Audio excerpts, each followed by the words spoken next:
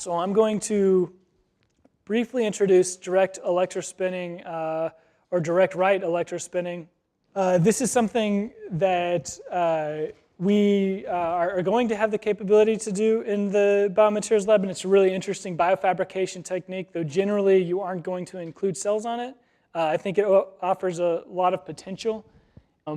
Traditionally, there's a lot of research that's already been done with electrospinning, and I don't need to reiterate all that here, but the major benefits are that you can have fibers on the scale of nanometers to micrometers, which is fantastic when you're talking about cells, because that's a very friendly scale to design our architectures on if we're supporting cell attachment, infiltration, and migration through a tissue-engineered scaffold. In electrospinning, traditionally relies on using a polymer solution that is drawn out of a syringe or a reservoir up here, and then there's a potential difference or voltage between the spinneret and a collecting plate, which overcomes the surface tension of the material that's coming out of our spinneret. Now, since traditional electrospinning techniques rely on solvents to accommodate the polymers, we get this really random whipping formation as that solvent starts to evaporate in the electrical field generated by this potential difference. And because of that, you get these random non-woven meshes. There are some ways that you can control the direction of the meshes produced through electrospinning, but none of this really competes with the precision and accuracy that we can get through direct write or melt electrospinning writing. In this case, we're not using a polymer solution, but rather a polymer melt. So you'll see a lot of polycaprolactone applications, for instance, because all those same materials that we can use in extrusion polymer printing, we can use in direct write electrospinning. So this makes it a really natural transition from a lot of the materials we're used to using in bioprinting and using them here. In this case, because we don't have any solvent evaporation, we can actually produce a really uniform jet of material, and we can have these very nice deliberate designs that are very similar to the scaffolds that we're going to produce with our extrusion bioprinting methods. We don't have any charge density to work with the since we don't have any solvent that's evaporating, which gives us which reduces also the bending repulsion, which we'll talk about in a little bit here at the interface between our collector and our material. So we have this really, really nice fine jet that comes down onto our collector, and that's exhibited here in these images. So here we have two different methods of the direct write electrospinning compared to what we might usually see with the traditional electrospinning that relies on a solvent or a polymer solution. So again, what we're focused on doing here is capturing some of those electrospinning techniques to fabricate patterned nanofiber mats. And we're not talking about just deciding the direction of these fiber mats, but we're able to move in the full three-dimensional space here to design scaffolds that are on the nanometer level. And this is this technique drastically improves excuse me, some of the scaffolds that we see in electrospinning, but it also comes at a cost.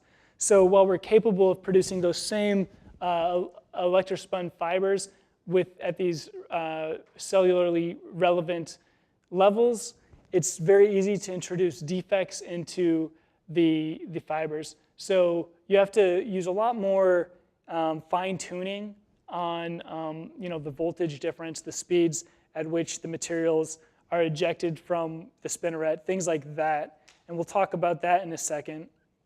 But that being said, if you can control those parameters, then here's just a few more examples of the fine microarchitecture you can achieve with direct write electrospinning. So I just want to very quickly show one example, or maybe not show an example.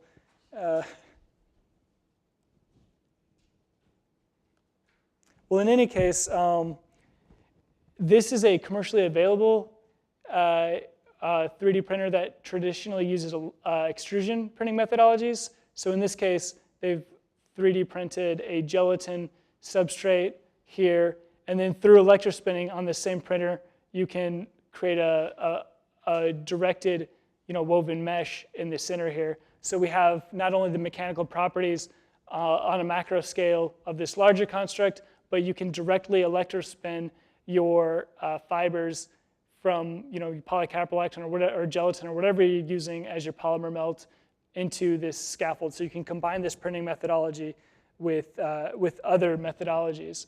And that's something that we'll be investigating more in the Biomaterials lab if that kind of nano architecture is at all of interest to you. And like I said, the advantages here are we have much more relevant microarchitectures than we can possibly achieve with traditional extrusion methodologies. But of course, we can't include cellular components or other bioactive components because of the relatively small polymer jet that we rely on to produce uniform fibers and the temperatures required to achieve our polymer melts. So some important considerations here when we're producing these nanofibers. Like I said, they're really sensitive to tuning the right properties. That includes the speed at which the spinneret moves across the collectors, as well as the velocity of the collector itself. This is if the collector isn't moving anywhere. If you've got a stationary collector, you get this heel that you produce with the fibers. This is something that you see on extrusion printers as well, but generally this error isn't as obvious as it is in electrospinning since you work with much finer fibers. So what we call the critical velocity or the critical translation speed here is when the speed of our collector is slightly increased compared to the speed of the jet itself. And if we can do that, we can start to achieve more uniform fiber deposits, which will produce more predictable fibers on our scaffold. If you increase this speed too much, then you can see how you start increasing that length of that heel, which is going to make the ends of each layer wildly unpredictable. So if you don't get these type of factors and process parameters really fine-tuned, then you can end up with errors that start propagating extremely quickly. One of the main goals, besides tuning the collector speed and the jet speed, is that you want to have uniform mass flow rate through the spinneret. So whereas you might use a syringe pump for the traditional electrospinning methods because you're just getting this random fiber anyway, you may not be able to use a syringe pump for direct right electrospinning because you need a little bit more accuracy and uniformity in your mass flow rate through the needles. Otherwise, you get these pulsed fibers of uneven diameters. Some direct right electrospinning techniques use kind of a screw head, so that way you're providing a uniform pressure that's constant throughout the extrusion of these fibers within your construct. You can also see, because we're using such small fibers, these are problems that you might see in extrusion printing where you get these dips in your construct. But if you don't accommodate for those very early on, then these dips propagate wildly within even just a couple microns. And so there's no way that you can take direct right electrospinning and produce a very large construct if you can't reduce these errors on a much smaller level. So like I said, besides worrying about things like the collector speed and the speed of the jet coming out of the spinneret, the next most important aspect is incorporating uniform mass flow rate through your ejectors. So that's my very brief introduction into direct right electrospinning.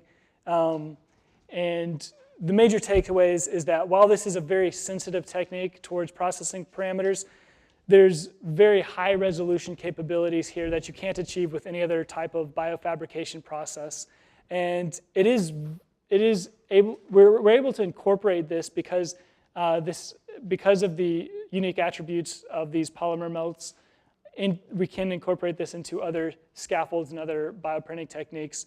So I'd encourage you to explore it if you want to move beyond a lot of what's been done with the traditional extrusion techniques and see if it's possible to incorporate these direct write electrospinning techniques into other constructs, or even use them on their own in scaffolds if you can get those parameters tuned properly. So that concludes our talk, our very brief talk on direct write electrospinning. Any questions on that? Yeah. Do you have any electrospinning systems here, right? We do. We have normal electrospinning that's available, as well as we will have direct write electrospinning coming up here in May. The company that makes the traditional electrospinning methodology is Y-Flow, and there's nothing fancy there. You have a choice of rotating mandrels or flat plate collectors, as you would expect with like a homemade system. And then the video that I was hoping to show is a Swiss company called Regenhue, and they provide extrusion-based printers, and they've just come out with the direct write electrospinning head. So that's where we can now easily incorporate our traditional bioscaffolds with this direct write electrospinning technique.